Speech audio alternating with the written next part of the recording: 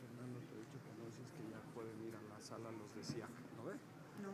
Allá. Entonces ahorita, dos anuncios más. Vamos a tener este panel a continuación del almuerzo, pero sí invitamos a todos los participantes de SIAC a pasar a la sala contigua, al Salón La Glorieta, para iniciar formalmente las actividades de SIAC. Ya. O sea, van a ser sí. simultáneos. Ellos ahorita se van. Nosotros lo que vamos a hacer es, tú diles para que la gente esté presente, termina esto y nos vamos a almorzar. Ya. Pero SIAC ya nos está mandando. Sí, SIAC, justo eso estábamos hablando. Beto, solo un panel nomás van a aplicar ustedes aquí ahorita y de ahí al almuerzo. Entonces nosotros un panel también. Sí, ya, listo. Bien, ya tenemos prácticamente todo listo. Lo decíamos, vamos a continuar con un panel en este espacio que ha sido preparado justamente por nuestras autoridades. De forma contigua queremos también informarles a todos los miembros de SIAC que ya se están realizando también las actividades de SIAC en la parte acá a la derecha, en el Salón La Glorieta del Hotel Cochabamba, que puedan también pasar a este salón, los miembros de SIAC. Entre tanto, lo decíamos, vamos a tener este panel y queremos agradecer a quienes ya nos acompañan en escenario. Está junto a nosotros el embajador de la Unión Europea en Bolivia, Jaume Segura Socias. Por favor, le damos un aplauso. Está junto a nosotros el embajador de España en Bolivia, Fernando García Casas. Un aplauso. Y también agradecemos la presencia de la representante de CAF en Bolivia, Janet Sánchez Zurita. En este momento se va a desarrollar el panel denominado Rumbo a la 30ª Cumbre Iberoamericana de Jefes de Estado y de Gobierno. Ya habiéndoles dado la bienvenida, les cedemos la palabra y nuevamente les reiteramos. Seguido a esto, continuamos con el almuerzo y a los miembros de la SIAC que puedan dirigirse al Salón La Glorieta. Les cedo la palabra, por favor, para que puedan comenzar. Muchísimas gracias. Muchísimas gracias. ¿Se escucha? ¿O prefiero tal vez? ¿Ya se escucha? Bueno, muchísimas gracias. Ya veo que nos estamos quedando sin audiencia. Estamos con hambre, así que vamos a ser rápidos. Bueno, agradeciendo a los organizadores de este evento. Bienvenidos al panel Rumbo a la 30ª Cumbre Iberoamericana de Jefes de Estado y de Gobierno. Como todos bien sabemos, enfrentamos una geopolítica compleja que está transformando el orden internacional, donde se ha interpelado de facto o en retórica a los organismos multilaterales, particularmente de aquellos que emergieron en la posguerra de la Segunda Guerra Mundial. Estos son momentos donde el uso del poder, más que el de las normas y protocolos, va abriéndose paso. Solo para darles un ejemplo, hace una década el comercio basado en poder, es decir, instrumentos unilaterales como aranceles, sanciones, regulaciones, control de exportaciones, era apenas el 5% del total de las exportaciones, hoy representa un cuarto de las mismas. En este contexto, los países pequeños, más vulnerables, tienen todas las de perder. Y así resulta particularmente importante el diálogo, la consolidación de espacios y oportunidades de colaboración para regiones que tienen historias y actualidades compartidas en varias dimensiones sociales, económicas, políticas, culturales, ambientales, ¿no? Como es el caso de Iberoamérica y la Unión Europea. La 30ª Cumbre Iberoamericana de Jefes de Estado y de Gobierno cobra así una importancia destacada en esa dirección, pero más allá de la voluntad y del interés que podamos tener, es clave prepararnos.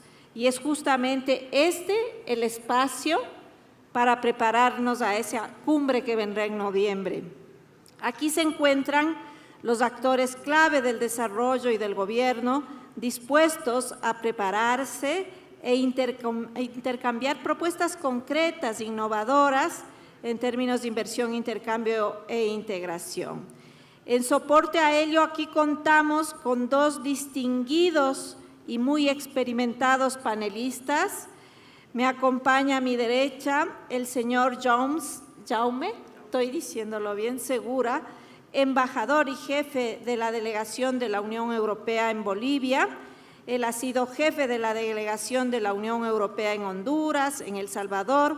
Fue además embajador de España en República Dominicana, secretario general de la Comisión Nacional Española de Cooperación, de la UNESCO y otros, y una experiencia y una trayectoria académica y de investigación muy importante.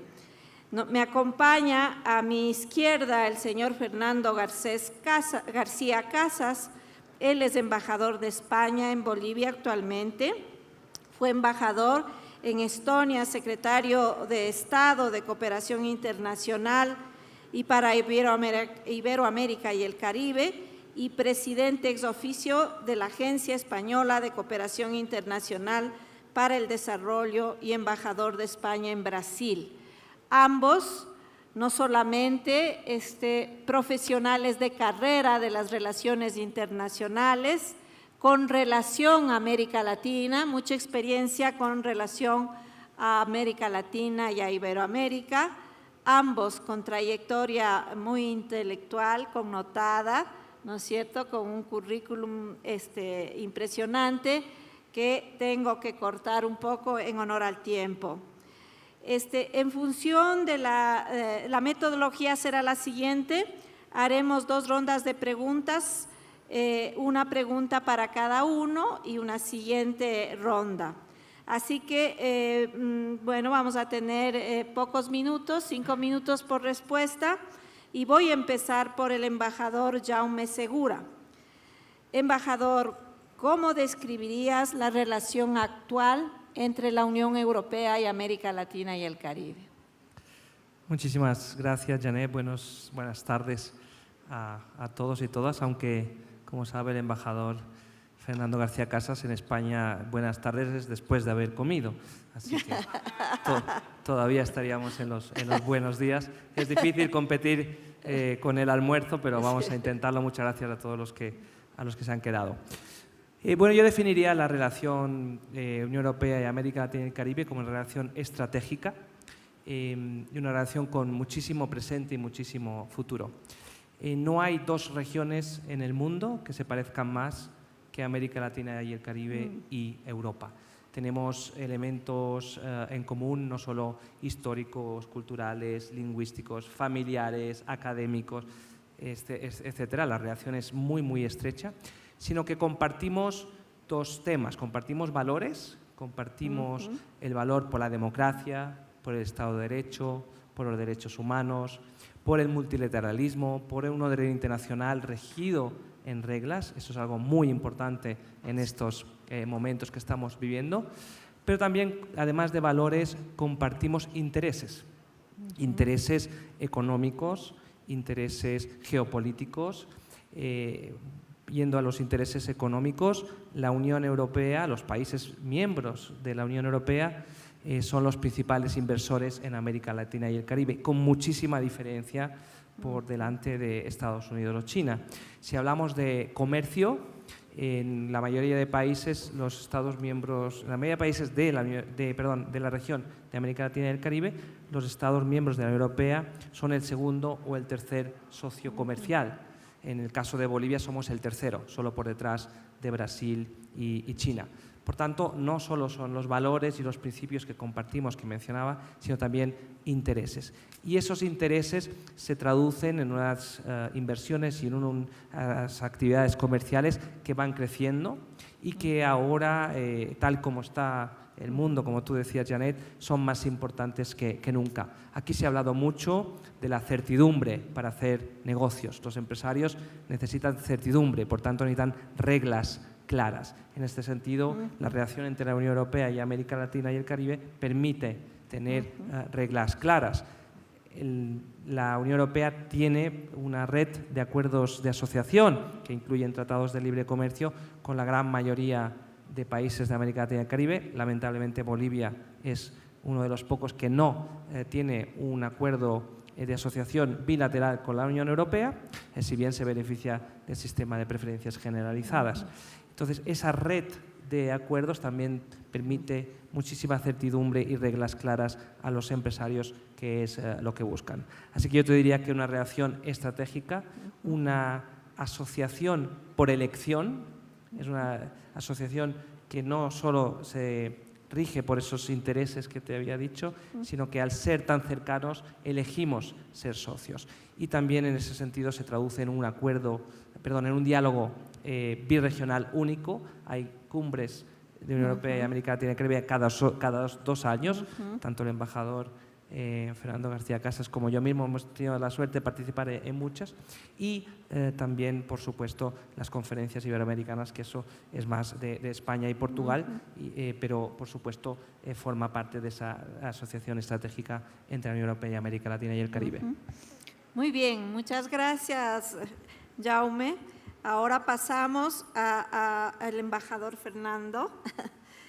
Y lo que quisiéramos preguntarte es, sabemos que el noviembre próximo Madrid albergará a la 30ª Cumbre Iberoamericana de Jefes de Estado y de Gobierno.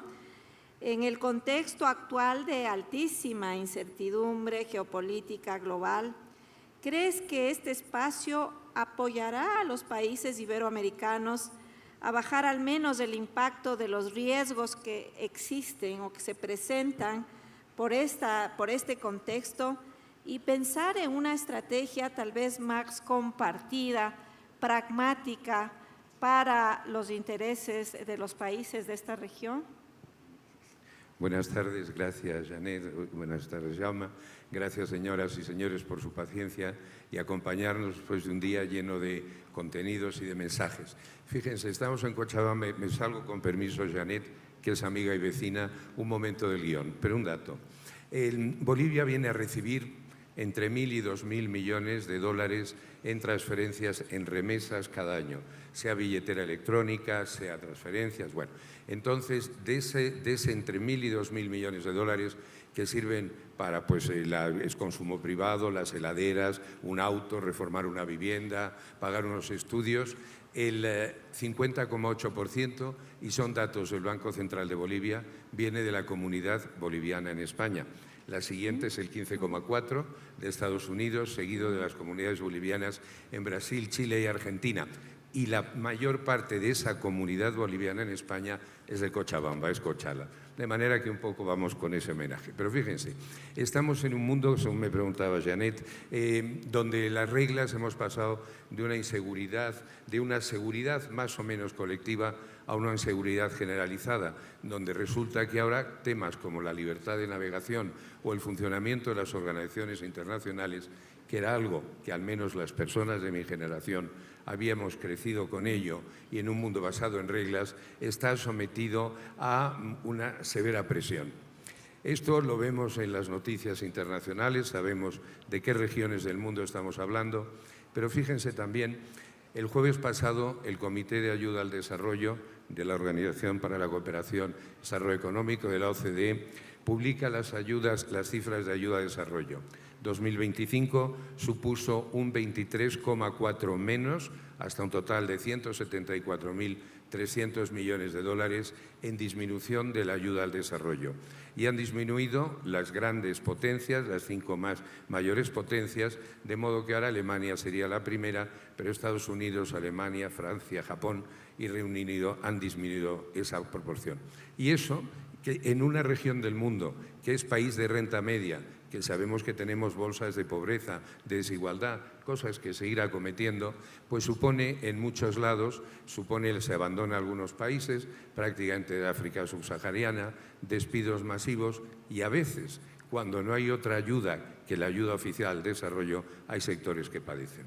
Afortunadamente, esta región del mundo, lo decía don Natalio, es una zona de paz y es una zona comprometida con la democracia. Si uno ve el mundo alrededor, nos damos cuenta que ahí tenemos países de renta media, luego lo hablaremos con la Conferencia Iberoamericana, que apuestan por la cooperación triangular, por la cooperación sur-sur, países que en 2024 han celebrado 6 elecciones plenamente democráticas, El Salvador, Panamá, República Dominicana, México, Uruguay y Venezuela, que en 2025 lo han hecho en Ecuador, Bolivia, Chile y Honduras, y ahora en 2026 tenemos Perú, Brasil, Colombia y Costa Rica, ya celebradas en Costa Rica, y en 2027 Argentina y Guatemala.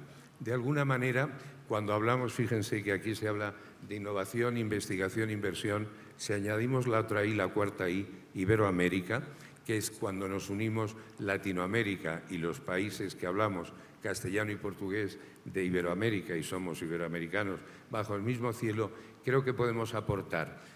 Navegando en convoy, buscando grandes consensos, hay cosas que nos dividen, hay cosas que nos separan.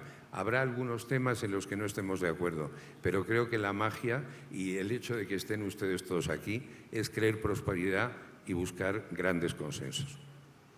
Muchas gracias, embajador. Vamos a regresar con Jaume. A ver, las relaciones comerciales y de inversión han sido normalmente sólidas entre la Unión Europea y América Latina. ¿Cómo ves esas relaciones en el momento y proyectándose a futuro? ¿La Unión Europea tiene alguna estrategia respecto a América Latina y el Caribe? Sí, muchísimas gracias, Janet, por la pregunta. Nosotros, desde la Unión Europea y sus Estados miembros, tenemos ahora mismo una estrategia que se conoce como Global Gateway, que es una palanca de inversión muy potente de hasta 300.000 millones de euros para todo el mundo y que ya está beneficiando a América Latina y el Caribe. Se trata de un programa de inversiones para atraer también inversiones privadas en proyectos estratégicos, como pueda ser energía, como puede ser transporte limpio, como puede ser minerales críticos, cualquier inversión que apueste por la sostenibilidad y por la digitalización de las economías. En ese sentido, creemos que estando en Cochabamba y en Bolivia, hay una gran oportunidad para Bolivia para atraer esas inversiones. Algunas se han mencionado en las anteriores participaciones, pero ya es una realidad. Por ejemplo, tenemos una inversión en Oruro de una planta fotovoltaica que produce 100 megas. Es la planta fotovoltaica posiblemente más eficiente del mundo, gracias a la altura que crea una radiación especial y una temperatura que permite a los paneles ser muy eficientes. Lo hacemos con Francia, con la Agencia Francesa de Desarrollo. Ya esa está en marcha y produciendo, y a partir de este año vamos a invertir en 2 plantas fotovoltaicas más. También estamos trabajando con el nuevo gobierno muy de cerca en la interconexión eléctrica, así como en grandes proyectos de inversión en transporte sostenible, en energía también sostenible, alternativas, y en cualquier aspecto que al gobierno le pueda interesar para, como ha dicho bien el presidente, Bolivia se abre al mundo y Europa quiere también seguir presente en Bolivia. Es importante señalar, tú lo has dicho, que la relación con América Latina y Caribe ha sido sostenida en el tiempo. Nosotros firmamos un artículo conjunto, los 6 embajadores de la Unión Europea, que se titulaba "Estuvimos aquí, estamos aquí y estaremos aquí". Ni nos fuimos ni nos vamos a ir. Entonces, la apuesta por Global Gateway es muy fuerte. Hay un interés común en que Bolivia y todos los demás países de la región se inserten, también lo menciona el presidente y el ministro Espinosa, en cadenas de valor globales. Entonces, a nosotros no nos interesa simplemente competir con otros socios internacionales en quién invierte más y quién se lleva primero algunas de las grandes riquezas que, como ha dicho el presidente, tiene Bolivia. No, nosotros queremos que se creen cadenas de valor entre Europa y América Latina y Caribe, en este caso con Bolivia, para que todos nos beneficiemos en un desarrollo sostenible, porque la apuesta de Global Gateway son desarrollos sostenibles medioambientalmente y socialmente, apostando, por tanto, por inversiones verdes y digitales. Esa sería la estrategia. Quisiera, ya sé que vamos mal de tiempo y que todos tenemos hambre, mencionar el tema que apuntó el presidente sobre Mercosur.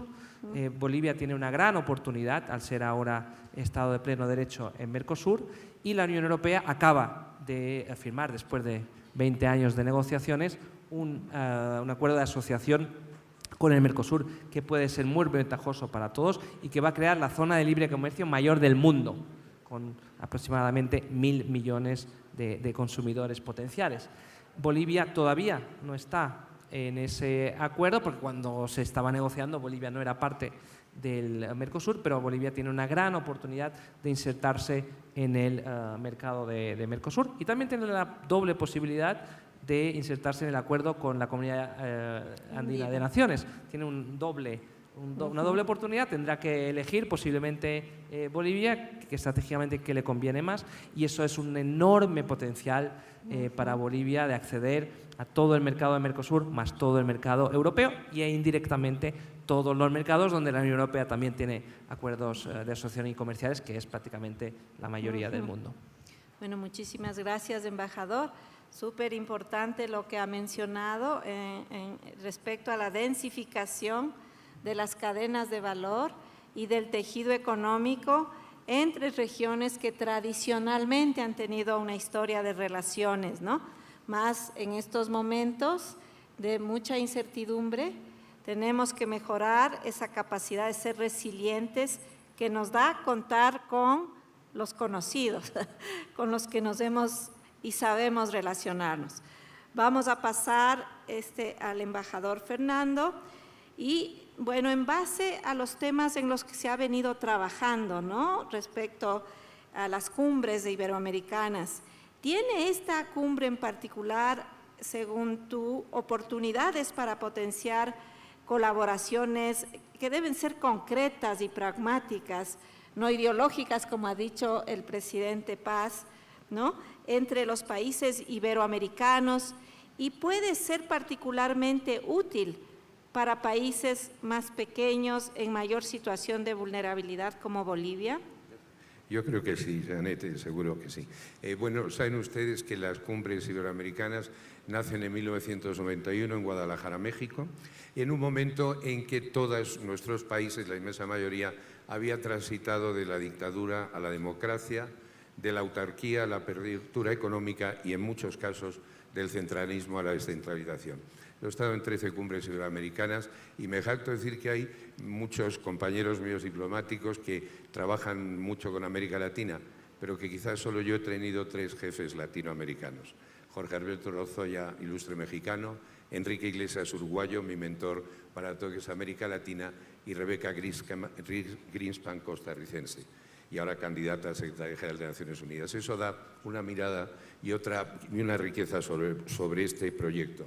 Y lo que yo diría es que ahora, según lo que propone Janet, es que en este mundo turbulento y volátil en el que estamos, tenemos que seguir trabajando como lo que somos, como socios, amigos y aliados. Entonces, bueno, pues lo que tiene de interés esto es que lo que empezó en Guadalajara en el año 91, si nos dicen ahora que íbamos a ir ya por la 30 Cumbre Iberoamericana, con 35 años de cooperación iberoamericana que es horizontal y que es propia, y con 20 años de la Secretaría General Iberoamericana, nadie lo habría dicho.